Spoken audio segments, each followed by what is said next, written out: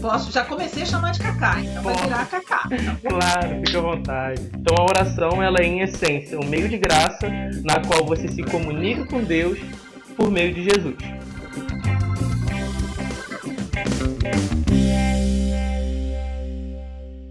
Seja bem-vindo a mais um Entre Irmãos e eu espero que você fique muito feliz com o papo que nós vamos ter hoje.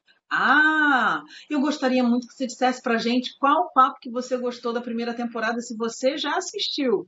Se não, é oportunidade. Agora, para isso você precisa se inscrever no canal, apertar o sininho para receber as notificações e, é claro, compartilhar com aquela pessoa que você acredita que ainda precisa ouvir e saber um pouco mais de Jesus. Afinal, esse é o objetivo desse programa. Compartilhar os feitos do eterno aqui na Terra, na vida dos seus filhos, na vida dos irmãos. Por isso que a gente está batendo um papo. E hoje a gente vai trazer um irmão e ele é novinho, um garoto, mas que tem uma experiência muito interessante com algo que é precioso, que é a oração. E eu espero que você fique conosco até o final do programa. Tá bom? Seja bem-vindo, Carlos Bruno Cacá. Muito obrigado. É um prazer estar aqui com vocês, fazendo parte dessa grande obra que vocês começaram, né? Que é proclamar Jesus por meio desses podcasts. Muito legal. Que bom. Posso? Já comecei a chamar de Cacá, então vai virar Cacá. Claro, fica à vontade. Então diz pra mim uma coisa. Você já nasceu num berço evangélico, você conheceu Jesus no meio da sua trajetória. Como é que foi esse encontro com o nosso irmão mais velho? Então, vamos lá. Eu não nasci num berço evangélico, mas eu também não nasci num berço incrédulo. Eu nasci no que a gente chama hoje de cristão nominal, que você diz crer, mas você não vive como quem crê, né? É aquela famosa fé nominal, né, que a gente diz hoje em dia. Então eu não nasci num lar que repudiava Jesus, mas eu também não nasci num lar que vivia o Senhor Jesus. E com o passar do tempo, eu tive a oportunidade de encontrá-lo, de ter uma experiência pessoal com ele e de render toda a minha vida para ele. Cacá, você tem 19 anos, não é isso? Isso.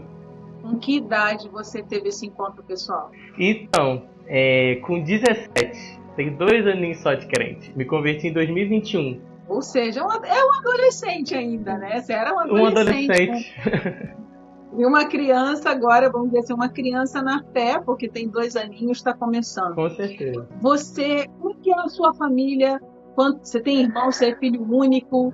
Como é que é o seu processo aí familiar? Então, eu tenho 2 irmãos. Eu sou o mais velho deles. Eu tenho um irmão de 17 e tenho uma irmã de 7. Mas você também você é estudante de educação física e é lutador, né?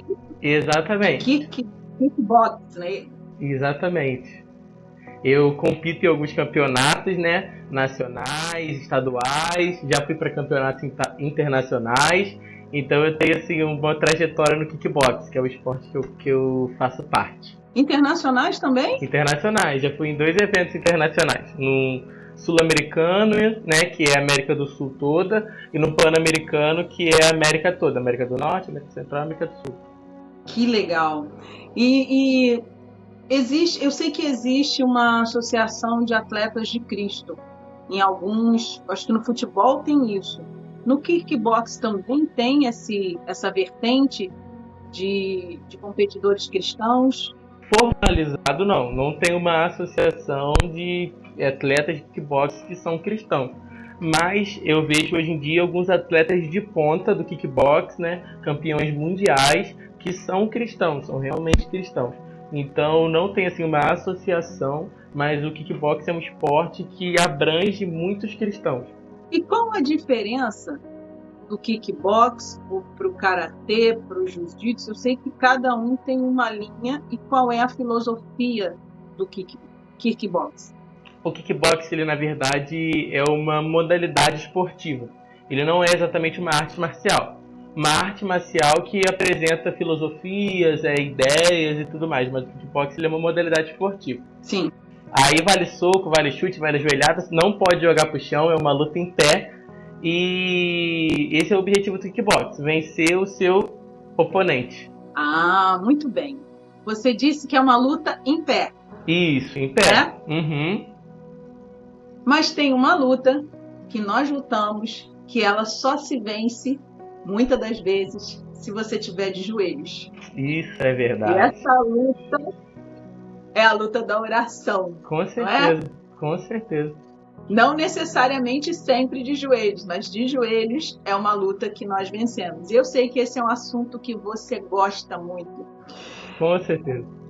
Vamos falar dessa luta de joelho, que a gente ganha no joelho, às vezes na madrugada. E oração. O que é oração para você, Carlos Bruno? Então, desde que eu me converti, esse é um tema que salta muito ao meu coração. É um tema que eu busco me aprofundar e busco aprender a cada dia sobre. Como já foi falado antes, eu tenho 2 aninhos só de crente, então eu ainda tenho muito a aprender sobre a oração. Mas esse é um tema que salta o meu coração, esse é um tema que eu sou completamente apaixonado, esse é um tema que eu pesquiso, esse é um tema que eu estudo, e esse é um tema que eu principalmente me esforço para praticar, né? Porque oração boa é oração praticada. E a oração, ela é o que a gente chama de um meio de graça. O que é isso? Deus, para se relacionar com o seu povo na terra, ele nos deu o que nós chamamos de meios de graça.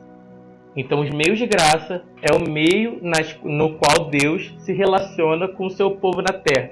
O meio no qual, pela sua graça, Deus comunica esse relacionamento com o seu povo. No Antigo Testamento, esse relacionamento acontecia por sacrifícios, por festas, né? Tinha toda esses meios de graça. Depois da vinda de Cristo, morte, ressurreição e ascensão, novos meios de graça foram instituídos.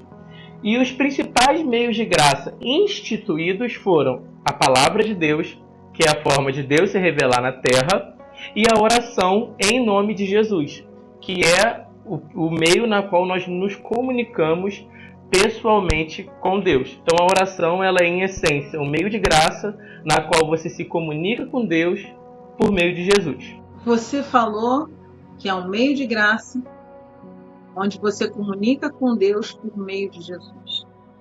Ou seja, não há mais intermediários. Nenhum. Né? Ele é o caminho, ele é aquele, né, pelo qual nós vamos ver Deus. Mas existe alguém que intercede por nós com gemidos inexprimíveis. E esse é o Espírito. Exatamente. Muitas vezes a gente dobra o joelho e não consegue falar absolutamente nada. Chora. E ele decodifica essas lágrimas e leva para Deus a mensagem que está no nosso coração. Uhum. Né?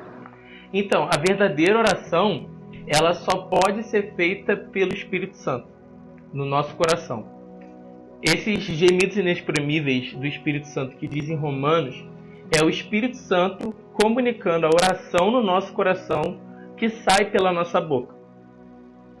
É como se o Espírito nos desse o que orar. Ele se movimenta no nosso coração, gera gemidos inexprimíveis no nosso coração, e isso sai da nossa boca a Deus em nome do Senhor Jesus Cristo. Então, se não fosse o Espírito Santo, não teria como uma pessoa orar.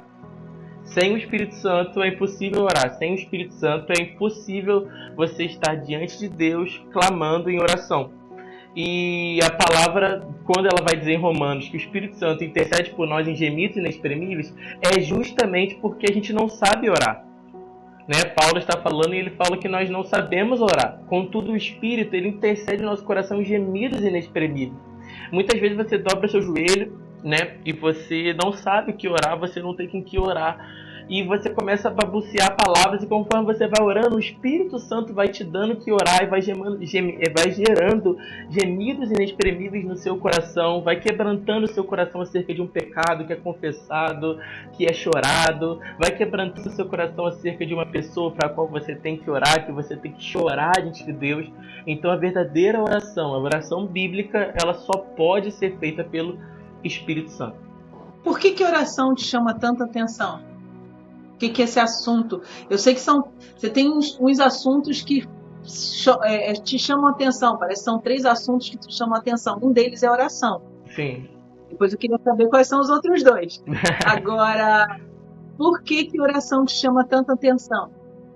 Então, porque a oração, ela é o ofício mais nobre que você pode encontrar. Ela é o privilégio mais nobre que você pode ter. Vou te explicar o porquê. Você pode encontrar pessoas que pagariam milhões de reais para ter 1 hora de conversa com uma artista, com a Taylor Swift, que é a artista do momento, né? Você pagaria... Tem pessoas que pagariam 1 milhão de reais para estar diante de um bilionário, que eles poderiam aprender a ganhar dinheiro. Você teria pessoas que pagariam milhões de reais para estar diante de um rei, de uma rainha da Inglaterra. E a oração é estar em audiência e de frente do Deus Altíssimo, que por essência é santo. É maior do que qualquer outra, é totalmente separado, é totalmente maior, é totalmente onipotente, onisciente, onipresente. Ele pode fazer qualquer coisa. Então você está falando e tendo um momento de conversa com alguém que pode fazer qualquer coisa, com Deus Altíssimo. Então não tem como a oração em si não chamar a atenção. Porque orar é ter relacionamento com Deus. Na nossa vida cristã, John Piper vai dizer que orar é como respirar. Se você não ora, você não vive. Se você não ora, você não respira. É o principal, é a pessoalidade do relacionamento com Deus. É impossível que um cristão viva sem oração. É completamente essencial. E por isso que esse assunto ele brilha tanto aos meus olhos. Quando você se encontrou com Jesus, você já teve esse impacto de cara com a oração? Então, quando eu me encontrei com Jesus, eu sempre fui uma pessoa muito 8 ou 80. Ou eu quero fazer muito intenso, ou eu não quero fazer nada. E quando eu me encontrei, eu falei, eu quero seguir e servir esse Deus de verdade. Eu não quero ser um cristão nominal como eu via na minha família. Eu quero ser um cristão de verdade. Então, eu pesquisei meios de como eu poderia crescer na minha fé e no meu amor por Ele. De como eu poderia servi-lo de melhor forma. Afinal, enquanto eu ainda estava em meus delitos, meus pecados, ofendendo a Ele, entristecendo a Ele, Ele me amou, morreu por mim, me perdoou, me resgatou. Então eu queria crescer no conhecimento e no amor desse Deus. E olhando para a vida de todos os homens de Deus que existiram, tanto na Bíblia como na história da igreja, de 2000 anos de história de igreja que nós temos, todos os grandes homens de Deus que tiveram relacionamentos profundos com Deus foram homens de oração. É impossível você ver um homem que tem intimidade com Deus, que é usado por Deus, que é cheio de Deus, que não é um homem de oração. Isso não existe, isso é impossível. É a marca de todo homem que tem intimidade com Deus e que é usado por Deus. Por isso, ansiando conhecer esse Deus e crescer em graça e sabedoria, como a palavra diz, eu já procurei me dedicar à oração. Tem uma frase, uma vez eu entrei na sala de um pastor amigo e tinha um quadro escrito assim: tudo pode ser mudado através da oração. Com certeza. E eu fui até pesquisar quem era o autor dessa frase, quem tinha dito essa frase. E essa frase ela vem no que eu pesquisei, que é do fundador da Canção Nova. Ele lançou essa frase, né? Tudo pode ser mudado através da oração. Você acredita nisso também? Com certeza. Que a oração muda o ambiente, a oração ela muda a situação, circunstâncias, o poder da oração, né? Com certeza. A música da Audacélia, provavelmente você não era nascido, né? Você é novinho, mas não sei se você já ouviu essa música que fala: eu creio no poder dos joelhos que se dobram. Eu creio no poder dos joelhos que se dobram. Eu creio no poder da oração. E tem a música também da Cassiane que fala: Deus não rejeita a oração. Oração é alimento. Exatamente. A oração como um alimento para a vida do cristão? A oração é poderosa porque Deus é poderoso. Ele disse em Mateus: peçam e receberão, busquem e acharão, batam a porta e ela vos será aberta. Porque todo aquele que pede, recebe. Todo aquele que busca, acha. E todo aquele que bate a porta, essa lhe será aberta. Então, isso aqui não é uma... Isso é verdade. Nós precisamos crer na palavra de Deus. Ele está falando que todo que pede, recebe. Todo que busca, acha. E todo que bate a porta, essa será aberta. Então, isso na verdade, nós poderíamos chamar de uma lei, de um mandamento do Senhor. O Senhor prometeu que se pedíssemos, Ele nos daria. Que se buscássemos, nós acharíamos. E que se batêssemos a porta, ela seria aberta. Então, isso é uma promessa do Senhor. Ele tem promessa, ele tem compromisso com a oração. Deus instituiu a oração e ele decretou que teria compromisso com a oração. Em Tiago vai nos dizer, Tiago escrevendo aos crentes, à igreja, ele diz que nós só não temos porque não pedimos. E quando pedimos, pedimos mal, né? Pedimos para os nossos próprios desejos. Então a oração, ela é sempre respondida. Ela só não é respondida quando você não pede, ou então quando você pede mal. Mas se você pedir bem, com os interesses certos, com a motivação certa, que é o que está revelado em Mateus 6, acredito que a gente vai conversar sobre isso ainda, sobre interesses certos na oração. Você pedir da maneira certa, com os interesses certos, Deus vai responder 100% das vezes. Ele não vai deixar de responder nenhum. Então não existe oração que Deus não responda? Não. A palavra fala em Hebreus 11 que quando ele vai descrever da fé, não me recordo agora se é Hebreus 11 ou se é Hebreus 13, 11. Mas ele vai dizer que aquele que se aproxima de Deus precisa crer que Ele existe e que Ele é recompensador daqueles que o buscam. Isso não é uma opção. Ou galardoador, dependendo da versão. Da versão, exatamente. Então, quando você busca Deus, automaticamente você é recompensado. Pode ser que você não seja recompensado com aquilo que você quer, mas você é recompensado de alguma forma, da maneira de que todas as coisas cooperam para o bem daqueles que amam a Deus. Então não existe oração sem resposta. Toda vez que um homem busca Deus, Deus o recompensa. Isso está na palavra. Você falou de interesses. Interesses corretos da oração. Quais são os interesses corretos? Interesses corretos a gente encontra lá em Mateus 6. Em Mateus 6, Jesus ele foi o Sermão do Monte. Mateus 5, ele subiu ao monte, começou a ensinar o sermão mais brilhante, pregado em 3 capítulos da Bíblia. Não existe sermão maior do que o sermão de Jesus no Sermão do Monte. E Jesus começa a pregar, e chega uma hora que os discípulos pedem para ele que ele os ensine a orar. Eu acho muito interessante que os discípulos viram Jesus curar. Os discípulos viram Jesus expulsar demônios. Os discípulos viram Jesus operar milagres. Os discípulos viram Jesus pregar. Mas na hora de pedir para Jesus ensinar alguma coisa, eles disseram: Senhor, nos ensine a orar. Isso significa que a vida de oração do nosso Senhor é muito maior, muito mais esplêndida, muito mais gloriosa do que os milagres que ele fez, do que as curas que ele fez, do que os demônios que ele expulsou. O que destacou os olhos do discípulo foi: Senhor, nos ensine a orar. Queremos aprender a orar com o Senhor. E Jesus, então, ele nos dá a oração que nós chamamos de Pai Nosso. E os 3 primeiros tópicos dessa oração são os interesses que têm que ser feitos, que têm que ser considerados em toda a sua oração. Ele diz assim: Pai, santificado seja o teu nome, venha a nós ao teu reino e seja feita a sua vontade. Então todo o seu pedido tem que ser o seguinte: para que o nome de Deus seja santificado. O que isso significa? Você não está orando para que o nome de Deus seja mais santificado, porque Deus é santo, santo, santo. Não tem como ele se tornar mais santo. Mas você está orando para que o nome de Deus seja reconhecido como tal. Então, por exemplo, eu quero orar para que eu consiga eu quero muito um celular e eu vou orar pedindo um celular.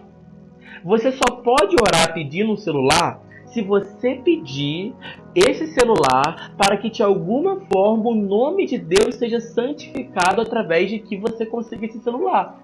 Senhor, eu quero esse celular para o nome do Senhor ser glorificado, ser exaltado, ser adorado. Eu não quero para mim, mas eu quero para que o Senhor seja exaltado. Por isso eu te peço esse celular. Então esse é o primeiro motivo correto. O segundo motivo é para o avanço do reino.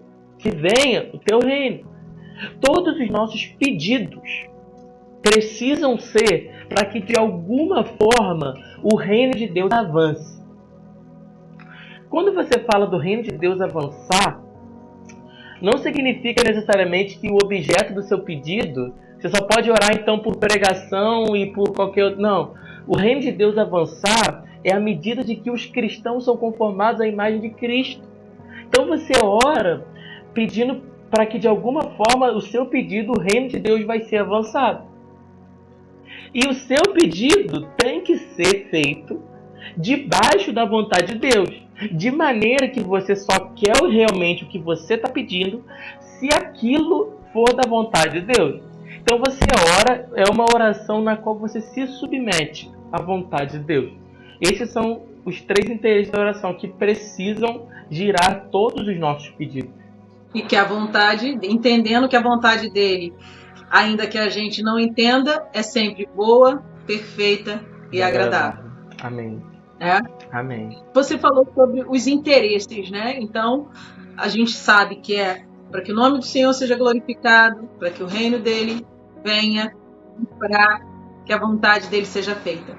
Agora, existe uma metodologia, uma forma de orar, cada um tem a sua forma, né? Tem o seu jeito de orar. Jesus, ele se separava e ia para um lugar sozinho, ele e Deus. Uhum. Ele também fala na palavra que é para a gente entrar no quarto, fechar a porta. E ele muitas das vezes não estava em quarto nenhum, porque ele estava...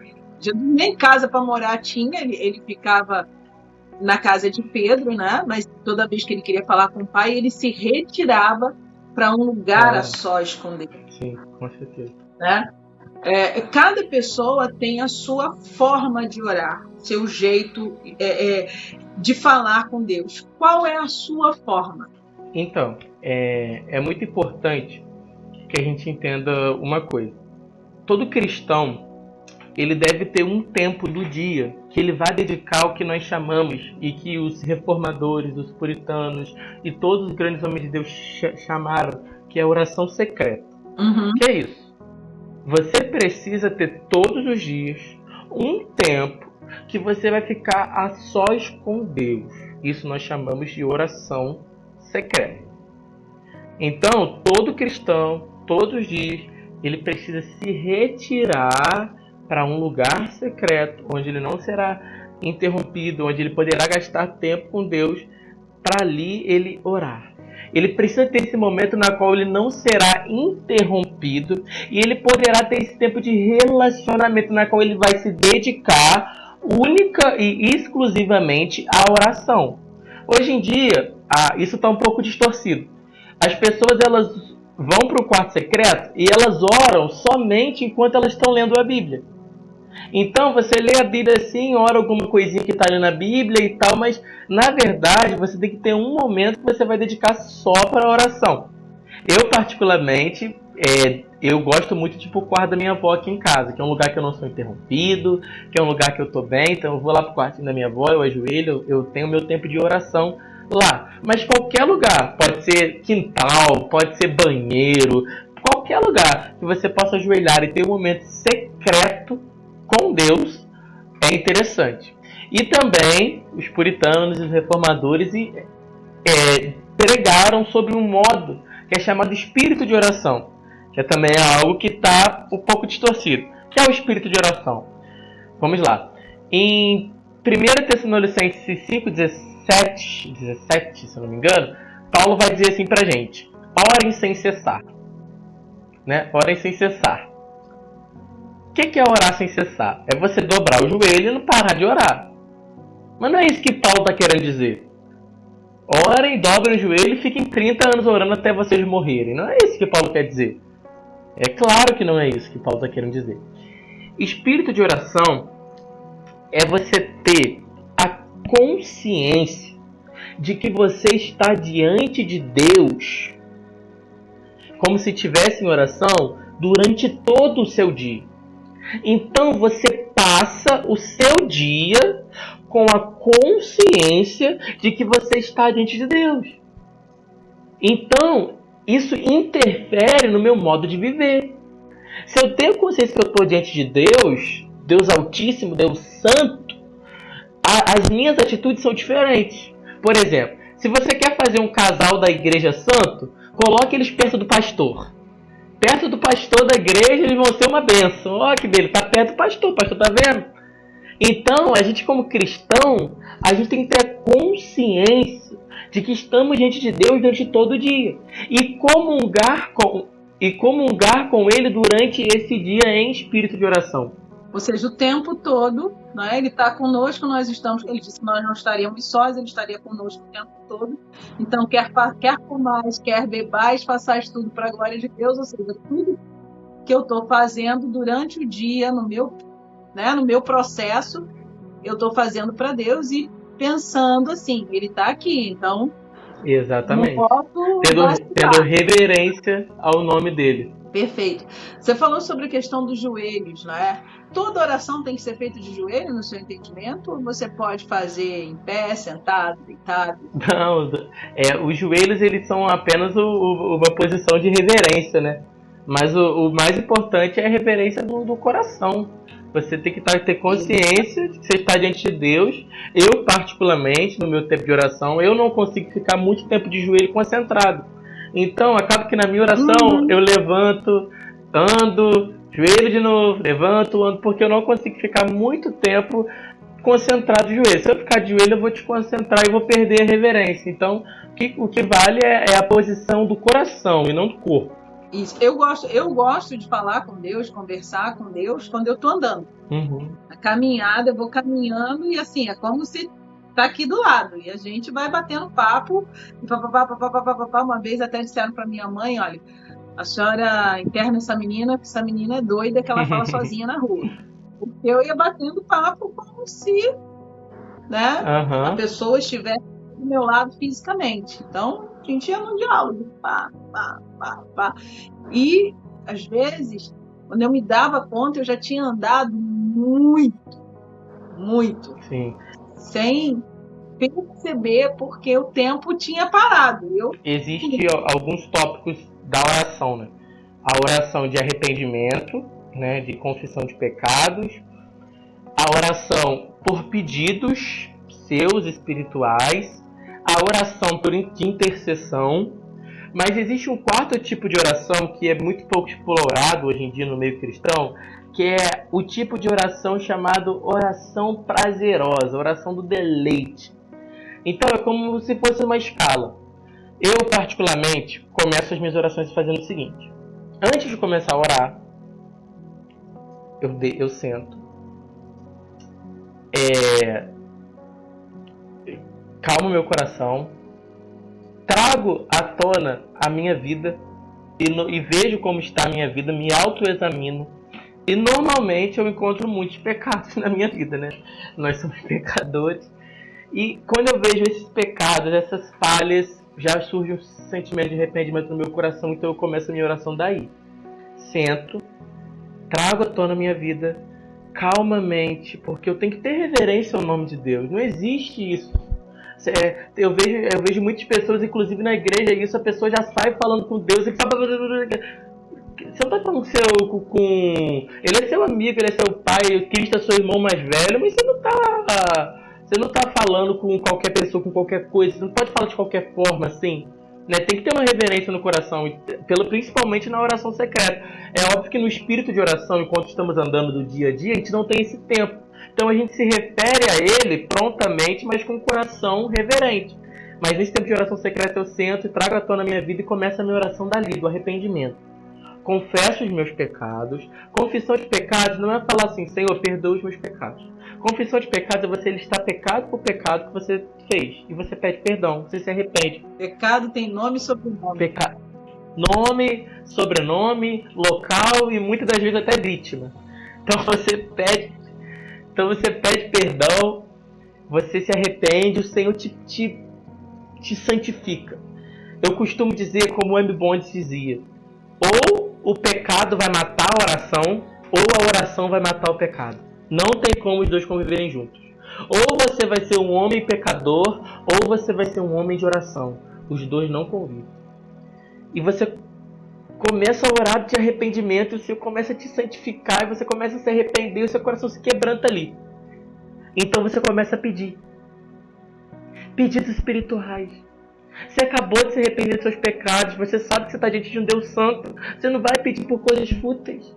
Você começa a fazer pedidos espirituais, pedidos santos. Então você entra nos outros tipos de pedidos, entre muitas aspas, materiais, mas também que são importantes. E então você vai para a intercessão. Você começa a interceder pelas pessoas. Isso é bíblico, isso é necessário, isso é eficiente. Deus age por meio da intercessão. E logo depois, lá no fundo da oração, quando você está com o coração ali quebrantado, você começa o prazer, que é a adoração. Ali você começa a entrar no estado que os anjos estão no céu. Santo, santo, santo é o Senhor dos exércitos. Digno de todo louvor, de toda glória, de toda adoração. E muitas vezes a presença de Deus pode ser tão intensa que você não vai conseguir falar nada. Você vai ficar quieto diante dele, diante do Senhor. Então eu costumo assim a dizer esses níveis, né, que você vai se aprofundando em oração na presença do Senhor. E agora eu vou fazer uma observação muito interessante. Porque você vai ver a vida de oração dos cristãos de oração secreta. Eles entram no quarto para ficar 5 minutos com Deus. Você me perdoa, mas em 5 minutos você não consegue confessar todos os seus pecados. Você não consegue pedir tudo que você tem que pedir. Você não consegue interceder por tudo que você tem que interceder. E você não consegue desfrutar desse momento deleitoso na presença do Senhor em 5 minutos. É um absurdo a vida de um cristão de oração ser 5 minutos, sendo que ele tem todo esse cronograma a ser vivido. Então, assim, a vida de oração da igreja brasileira atual é rasa, é pífia, é superficial. Pesquisas feitas dizem que momentos de oração e Bíblia juntos de um brasileiro é 9 minutos. Isso não existe. Então, a oração, por isso que eu digo que a oração é muito mal praticada e por isso que ela precisa ser tão explorada. Por isso que eu acho que o Senhor colocou isso no meu coração de ter a oração como esse tema especial. Em alguns lugares, o culto de oração é vazio. O culto quando tem estudo bíblico é vazio, as pessoas quase não vão, porque elas perderam esse feeling, né? Ou vão orar quando tem campanha, quando é aquela campanha de muito tempo, né? Para você receber alguma coisa, aí tá todo mundo naquele lugar. Mas fora isso, no hábito, e o Senhor diz, né? Busquei alguém que pudesse entrar na brecha, no livro de Ezequiel, né? Alguém que entre na brecha, alguém que interceda, alguém que possa entrar aqui nesse lugar para interceder por outra pessoa. E não achei. O Senhor diz, não achei. Onde estão os intercessores? A oração, ela só tem uma recompensa, com os interesses certos. E essa recompensa é Deus. É a principal recompensa da oração. Só que o mundo cristão hoje, muitas vezes, não quer Deus. Se você quer Deus, ore. Buscar-me-eis e me achareis quando me buscardes de todo o coração. Eu tenho um versículo que eu vou aqui abrir na minha Bíblia que eu não sei ele de cabeça. É 2 Crônicas 15, que vai dizer o seguinte: o Espírito de Deus veio sobre Azarias, filho de Obed, que saiu ao encontro de Asa, e disse. Então o Espírito de Deus veio sobre um profeta, e esse profeta foi ao encontro de Asa, que era um personagem do Antigo Testamento. Então ele... Era o rei. Isso. Ele vai ao encontro dele. O Espírito de Deus. E diz o seguinte, olha que forte isso. Asa e todo Judá e Benjamim, escutem. Ele é muito claro, escutem. O Senhor está com vocês enquanto vocês estão com Ele. Se o buscarem, Ele se deixará achar. mas se o deixarem, ele também os deixará. Olha que profundidade. Se você buscar o Senhor, ele te deixará ser achado. Olha essa promessa. Está aqui. Busque e você acha. Mas negligencie. E o abandonar nesse verbo, nesse texto, não significa abandonar completamente. Significa que Deus, você não vai ter de Deus tudo aquilo que você poderia ter. É isso que esse verbo significa aqui no texto. Abandonar aqui significa, se você não buscar, ele vai te abandonar no sentido de que você não vai ter intimidade com ele, você não vai ser pleno dele, você não vai ter o poder dele sobre a sua vida. Então Deus vai parar de usar você, de interagir com você, de encher você, né? Porque Deus nunca vai abandonar os seus filhos. Sim, ele disse que não nos deixaria só, né? Jesus disse isso. Mas é interessante o exemplo do rei Asa, e mais, ele é pai de Josafá, e tem uma passagem de Josafá com Acabe, quando eles fazem uma aliança, e se eu não estou errado, eu acho que é no livro de Crônicas mesmo. Não sei se é 2 Crônicas 16, eu acho que é isso. Ele tem uma aliança, Acabe faz uma aliança com Josafá, que é filho de Asa, para saber se ele ia ou não à guerra. E ele chama os profetas, né? A primeira coisa que Josafá diz, eu vou, mas vamos consultar o Senhor primeiro. Vamos saber do Senhor primeiro. E aí aí Josafá chama, Acabe chama acho que uns 400 profetas dele ali na hora para falar, e todos eles vão, pode subir, pode ir, pode fazer. E Josafá fala assim, mas não tem ninguém de Deus aí não tem nenhum profeta de Deus para que a gente possa consultar realmente o Senhor, ou seja, buscar dele a resposta, porque a resposta estava muito favorável. E é quando surge no cenário Micaías, e Micaías vem dizendo que a ida para a batalha ia ser complicada, né? Então, você vê Davi sempre consultando o Senhor, sempre buscando o Senhor, tirando a questão de Betseba, das outras vezes ele buscava o Senhor, né? Tirando a questão, né? Mas ele sempre buscando ao Senhor, tendo intimidade com Deus, e foi isso que o garantiu muitas das suas vitórias, o seu avanço, era essa confiança que ele tinha em Deus, esse relacionamento que ele tinha com Deus. E nós vemos aí Moisés buscando ao Senhor e outros homens de Deus que realmente estavam ali buscando a Ele. A necessidade que temos de ouvir. Você falou sobre a reunião de oração, né, de pessoas que às vezes pedem, saem orando, blá, blá, blá. Eu aprendi que quando você vai orar por alguém, né, antes de sair orando, pede a Deus a palavra de revelação sobre o que eu tenho que orar, sobre o que eu tenho que orar por essa pessoa, porque às vezes a pessoa não te diz. Ela pode até chegar e falar, ore por essa causa, ore por essa situação, mas quando ela não te diz, você vai orar por quê? Exatamente. E a gente vê muitos outros exemplos de oração. E sim, vou te dar um exemplo de oração para mim, que é essa pessoa é um exemplo muito grande de oração, que é o George Whitefield, que é um grande evangelista, né? Trabalhou junto com John Wesley na libertação dos escravos na Inglaterra. Exatamente. Ele evangelizou pelo Atlântico, ele fez muitas viagens. Muitos dizem que depois do apóstolo Paulo ele foi o maior evangelista. Só que o segredo disso tudo era que ele passava, isso não enquanto ele estava no ministério, na intensidade do ministério. Na intensidade do ministério ele teve muito tempo de oração, mas o que mais impressiona foi a preparação dele para o ministério, quando ele estava no seminário. Ele passava cerca de 8 horas com Deus todos os dias. Ele estudava 8 horas, ele dormia 8 horas e ele estava com Deus 8 horas.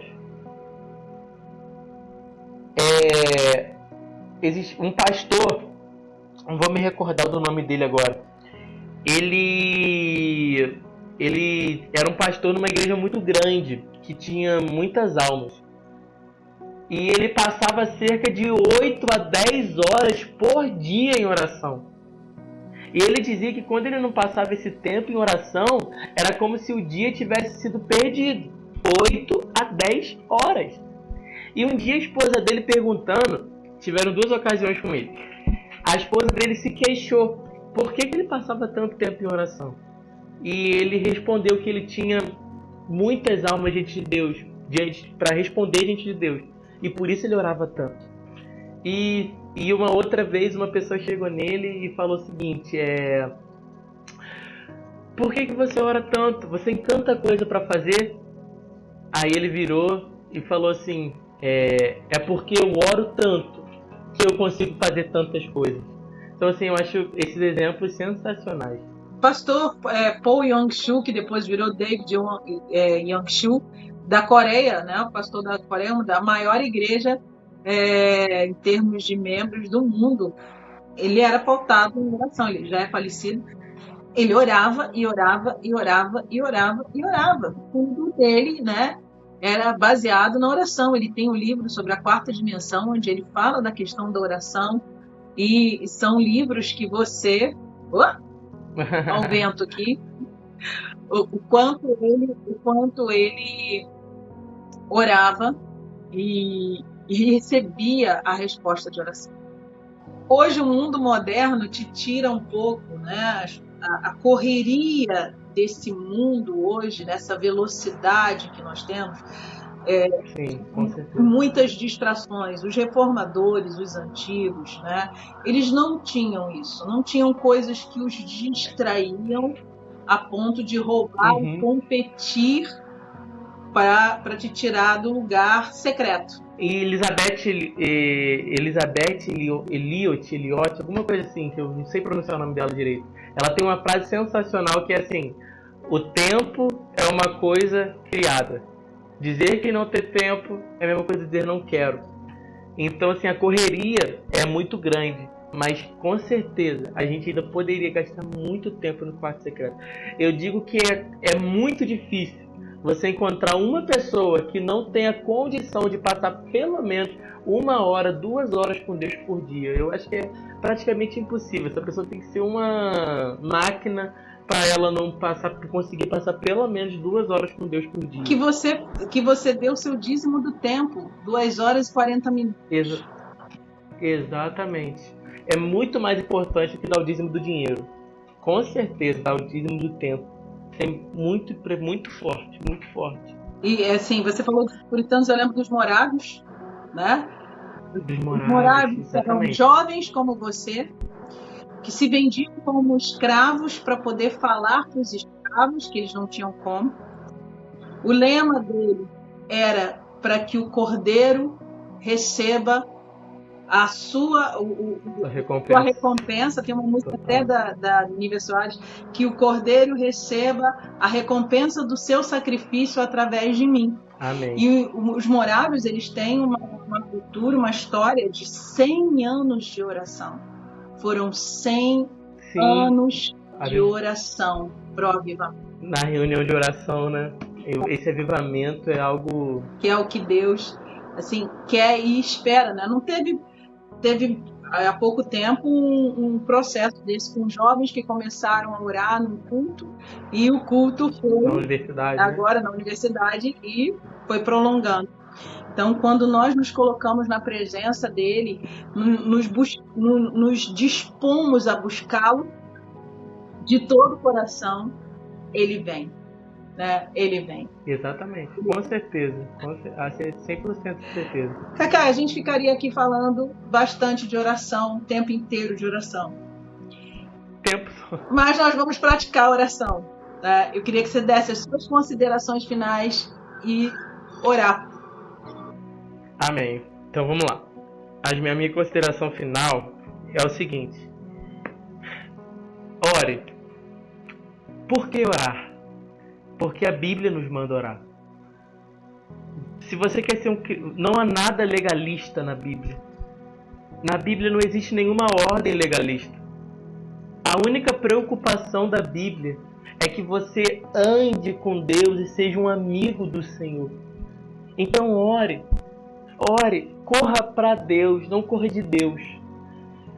A oração é o único meio que você vai conseguir andar com Ele, ter intimidade com Ele e ter a plenitude dEle. Há muita recompensa em orar, valor eterno em orar. Então, a minha consideração final é te encorajando. Ore mesmo, se dedique à oração. Então, eu acho que essa é a minha consideração final, te encorajar a praticar esse exercício espiritual. Você ora? Eu oro? Pra orar? Então vamos orar então.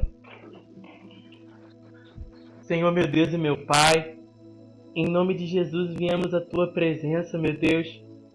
E nós viemos, meu Pai, pedir, Senhor, que o Senhor, por meio desse podcast, meu Pai, o Teu nome seja glorificado, meu Deus. Que o Senhor desperte o Teu povo à oração, meu Pai.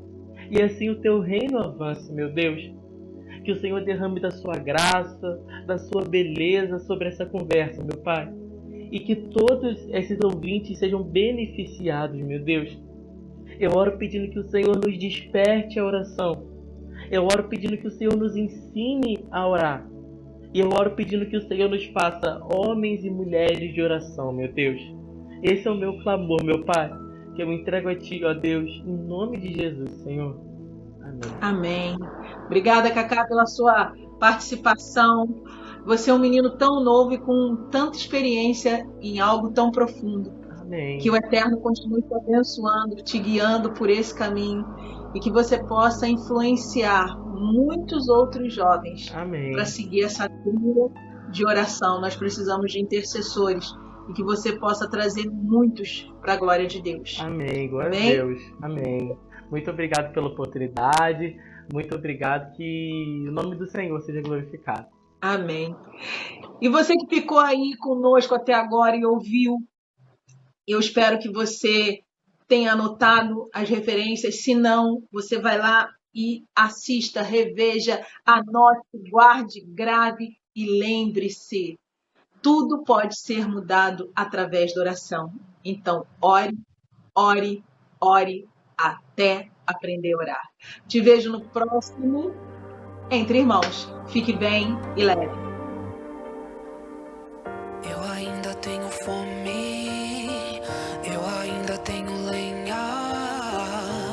Pode vir queimar, pode vir queimar. Me aproximei, permaneci, o teu olhar me consumiu.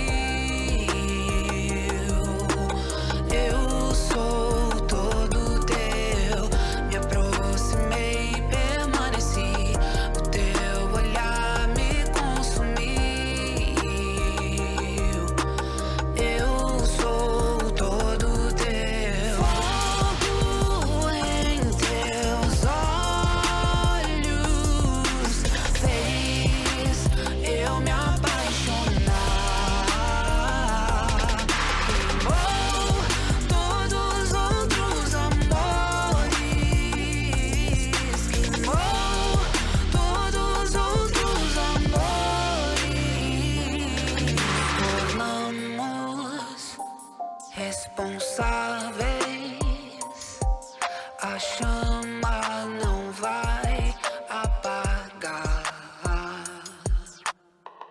Eu ainda tenho fome, eu ainda tenho lenha.